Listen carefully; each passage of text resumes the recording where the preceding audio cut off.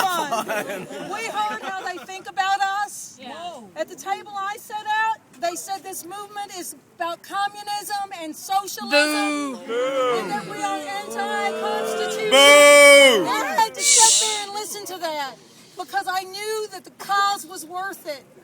I could not have done it without these people. We love you. Thank you. We love you. You're heroes. Reclaim the streets. You're But all when it heroes. came my time, I got up, I pointed at him, and I said, Donald Rumsfeld, you are a war criminal.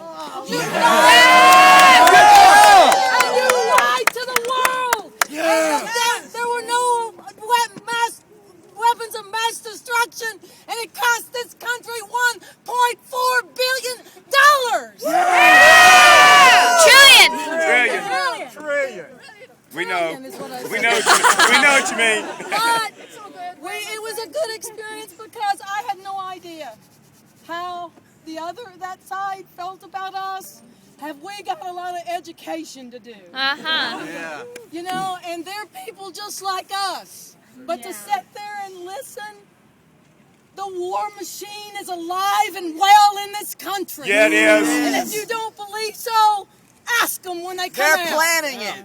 They're children. They're going into Iran next. Thank you for letting me be a representative You're of a hero. Occupy Nashville. Thank you, Thank Doris. you. And to the sponsor, and to our sponsor, who is a Vietnam veteran, Yeah. who saw the opportunity. She's the one that we all owe all the thanks to. Thank you. Yeah. Go ahead.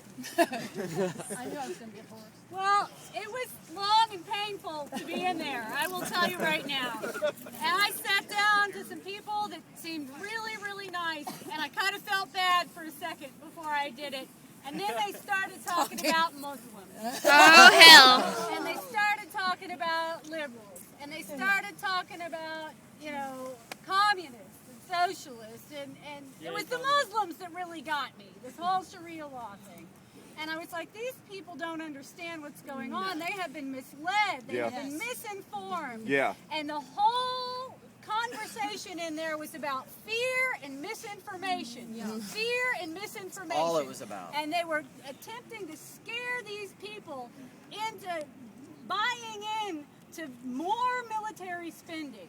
When we have over 50% of the United States budget is to military spending. Yes. And these people are afraid. Those poor people in there, the Heritage Foundation has made them afraid. And because they're afraid, they're willing to do anything. And they're not thinking right.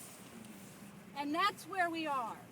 And it's really unfortunate. But I'm glad I got to go in there. As hard as it was, and as pissed off as it made me, I was glad I got to do it. What'd you say?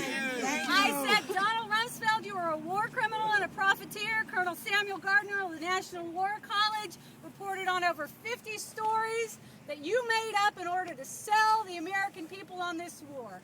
And then I got shoved out the door.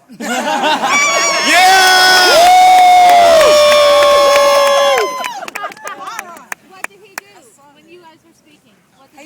He said nothing. He grinned and kept a straight face and sat there because he has no feelings. Yeah. Yeah. Guy's a sociopath. The devil does stuff like that. Yeah. One good thing is that was being streamed on the internet. So Yes.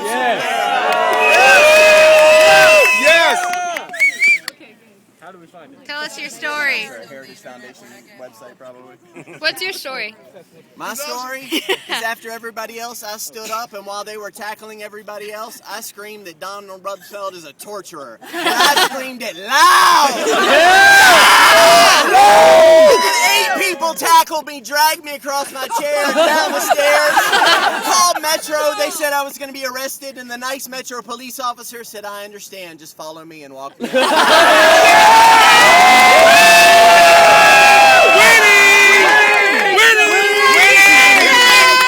There were 3 mentions of Occupy Nashville being out here by speaker.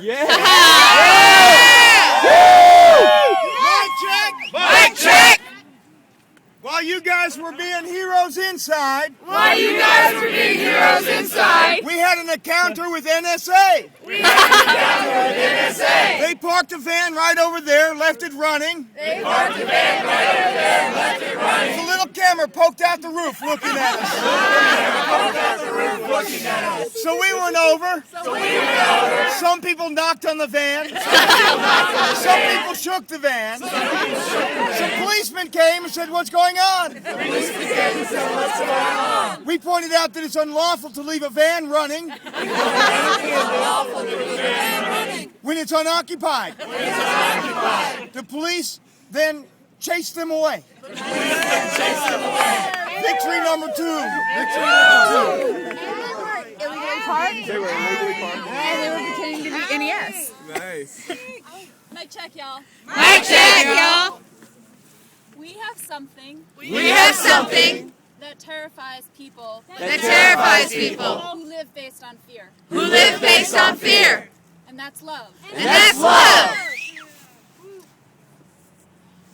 Inside that room, Inside that room, I felt compassion I felt compassion for those that live for those that live in constant fear. in constant fear.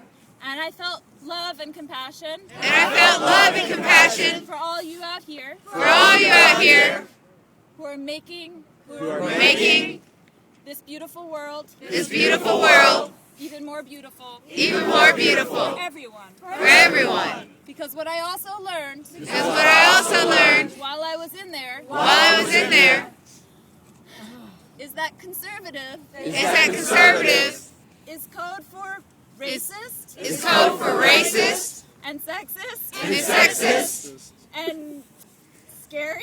and scary. And that even though And that even though the people that sat at my table the people that sat at my table were so kind, were so kind, they were still paralyzed they were still paralyzed by fear. by fear. So my only hope is So my only hope is that if we continue to love, that if we continue to love, we can transform some of that. we can transform some of that. Also, what I said was, Also, what I said was, mic off, I can shout it. It wasn't, I don't think they heard it, but it was, Donald Rumsfeld, I call on you to surrender yourself as a war criminal. You caused the needless deaths of 6,000 American servicemen and women.